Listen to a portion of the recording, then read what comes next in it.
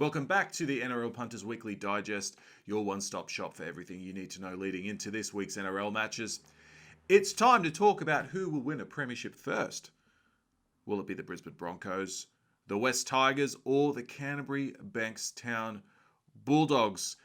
This topic came up as a result of a Fox Sports poll that was doing the rounds on their Facebook page that I thought was very interesting. Before I delve into this topic though, if you haven't subscribed to my channel yet, please give me a little sub. I would gratefully appreciate it. I'm still moving towards that 50 subscriber mark. I'm at about 33, 34 at the moment, so I'm not too far off. If you can help me achieve my goal, that would be awesome. And obviously, if you like this content, please give me a like. On to today's topic, who do I think will win a premiership first? The West Tigers, the Brisbane Broncos, or the Canterbury-Bankstown Bulldogs? For mine, this was too easy. It would have to be Canterbury.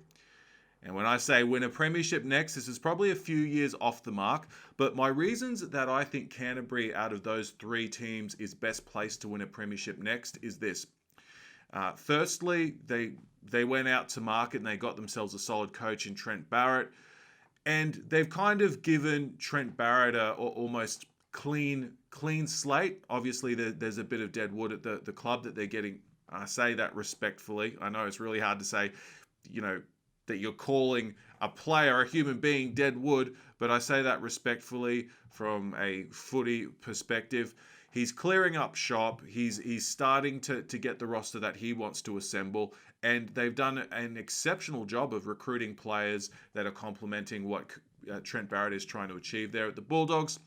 They went out to market and they got themselves a quality young halfback in Kyle Flanagan, who I believe if he wasn't the competition's top point scorer last season, he was right up there. I think maybe Cleary got it, but he was right up there. Obviously, the Roosters didn't want him. They did see him in their future plans. Great coup picking him up. He's only going to get better. They picked up Matt Burton, a highly touted junior from the Panthers, who they've picked up as a 5'8". He's playing in the centres for Penrith and playing very well, but he's going to be hopefully a really good foil to Kyle Flanagan, who's an organisational halfback. Matt Burton's kind of a instinctual kind of player. They picked up Josh Adokar for next season. Obviously one of the best wingers in the game. Great pick up there. They've picked up Nick Cottridge this season. Again, one of the best wingers in the game. Really great pick up there. Reports they have signed Brent Naden, which would be a great pickup. They got Luke Thompson. They got Corey Allen. Long story short, they've made some really astute recruitment choices that are only going to serve them down the track, and no doubt they've got plans to pick up more players there. With respect to the West Tigers and the Brisbane Broncos, highly, spoken about how poor their recruitment strategy has been and how many junior players they've bled over the past decade or so.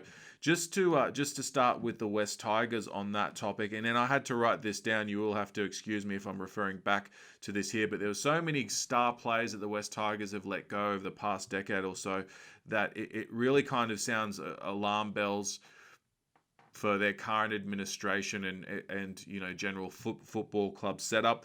So they've let go of Josh Adokar, James Tedesco, Marika Korobidi, Mitchell Moses, Aaron Woods, Benji Marshall, and that's just to name a few over the last decade or so. Some really quality talent there and some of those players, did want to stay, others did want to leave, some chased the money, etc.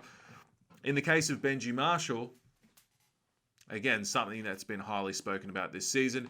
How much could the Tigers have done with his experience this season? He's obviously playing very well at Souths. I think that part of that is to do with the fact that Wayne Bennett knows how to play Benji Marshall, so that he's not overplaying his hand. He is a 36-year-old footballer at the end of the day. You don't want to overplay him. He's playing great football there. From the Broncos' perspective, they just seem to just keep leaking players. The most recent player, allegedly Xavier Coates, all but signed, sealed, and delivered to the Melbourne Storm. They've let go of David Fifita, Tom Dearden, Reece Walsh. Reece Walsh, who's playing some exceptional football at the Warriors, after his first grade debut this season, he looks like he's been playing in the top flight for years. That's a huge loss there. Sam Walker, another huge loss. Another young kid who's just tearing up the competition at the moment. Jared Wallace, Cody Nikorima playing some really good football for the Warriors. Ash Taylor, maybe not as much of a loss, but you get the point. In the case of the Tigers and Broncos, you look at their current setup and you just think to yourself, well, what's the plan moving forward? Where they're looking to recruit players, a lot of the time it seems like they're clutching at straws. They're just getting really kind of desperate, especially in Brisbane's, in the position that Brisbane's in at the moment. They're potentially having to replace a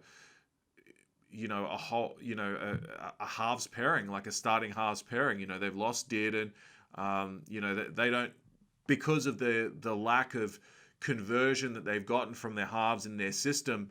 They don't know if they're going to have to go out to market again, or they are in the market at the moment. If they could pick up, an Adam Reynolds from South, that would be a massive coup. There's talks about him maybe coming over with Wayne Bennett in a kind of coaching director role. I'm not sure how that would work, but there's not much doing there with Brisbane, and same with the Tigers.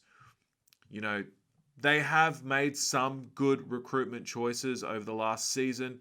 I think Adam Dewey was a big one for them.